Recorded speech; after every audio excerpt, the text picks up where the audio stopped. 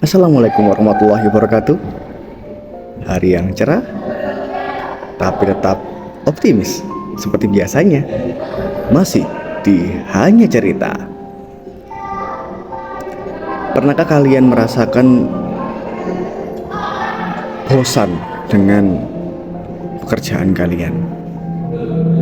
Muak dengan pekerjaan kalian yang itu-itu saja, ditambah dengan informasi-informasi di media sosial tentang pekerjaan kalian semakin memperkuat data kalian di otak kalian bahwa pekerjaan kalian sangat membosankan, bahkan sangat memuakkan.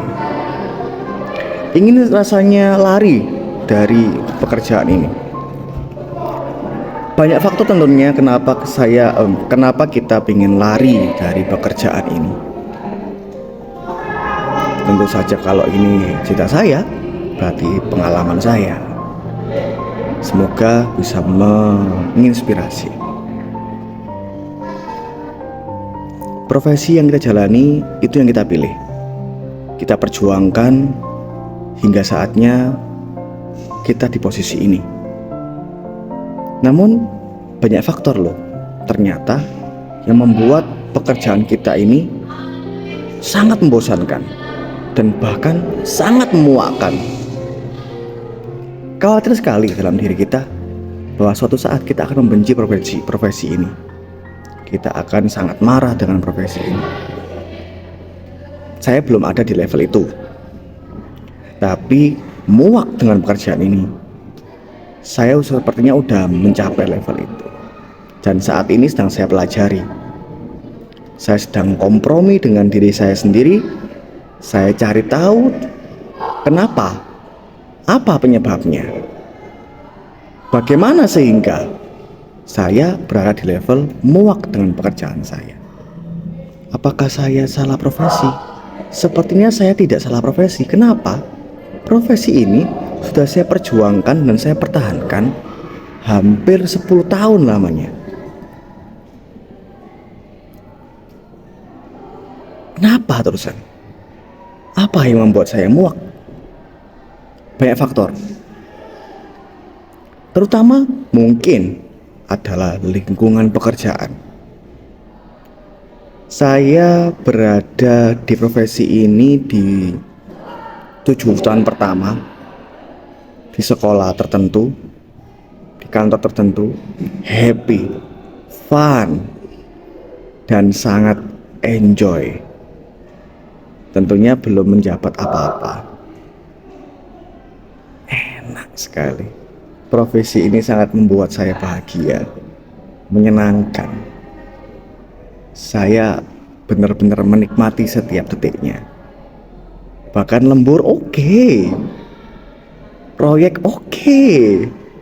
Event apapun all out. 7 tahun pertama.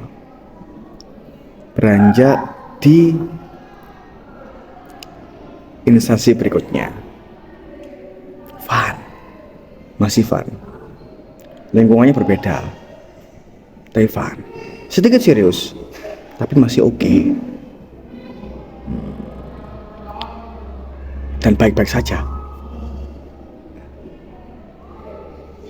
Beranjak ke instansi berikutnya.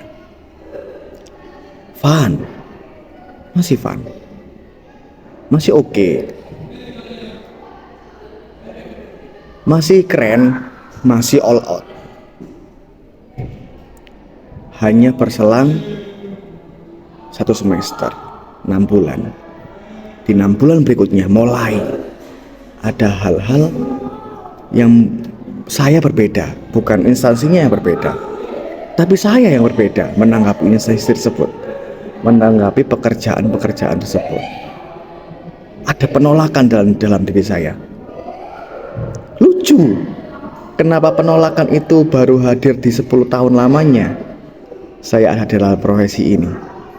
Apa yang membuat saya seperti mental block saat ini? Saya mengalami penolakan dalam diri saya, penentangan dalam diri saya, sehingga berpengaruh terhadap produktivitas pekerjaan saya saat ini. Ini yang masih saya pelajari. Dan saat sekarang ini saya ada di posisi muak dengan pekerjaan saya. Berarti kesimpulan saya saat ini, saya nggak salah profesi. Tidak, sepertinya tidak. Tapi mungkin saya salah tempat. Mungkin saya salah tempat. Dan saya harus segera mungkin menyelesaikan semuanya. Saya harus selesai dengan diri saya sendiri dulu sebelum saya melayani orang lain. Karena itu sangat berdampak sekali terhadap pelayanan yang saya lakukan terhadap orang lain. Ini sangat menarik. Dan mungkin banyak orang-orang yang mengalami hal serupa. Kalian bisa komen, apa solusinya?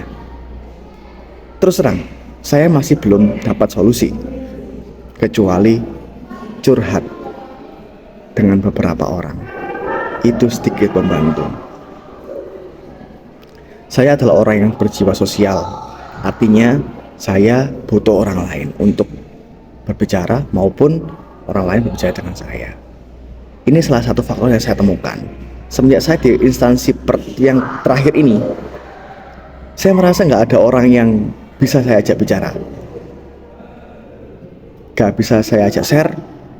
Akhirnya saya orang yang awalnya bersosial, hidup selalu bersama dengan orang lain, berkomunikasi dengan orang lain, secara drastis saya menjadi introvert.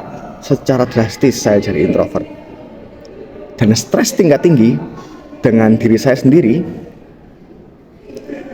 itu membuat saya tidak kompromi dengan diri saya sendiri, dan tubuh saya menolak. Akhirnya sering sekali saya sakit. Tentunya nyambung dengan beberapa curhatan saya di Hanya Cerita sebelum-sebelumnya. Saya sakit. Ternyata kalau kita menolak, ada beberapa orang ketika dia stres dan ada penolakan dalam dirinya, dia melampiaskan kepada orang lain stresnya, emosionalnya. Itu aman buat dia, tapi akan berdampak buruk dengan lingkungannya. Berbanding terbalik dengan saya nggak bisa melampiaskan kepada orang lain karena saya harus berempati dengan orang lain sesuai dengan ilmu yang saya pelajari. Tapi saya nggak berdamai dengan diri saya.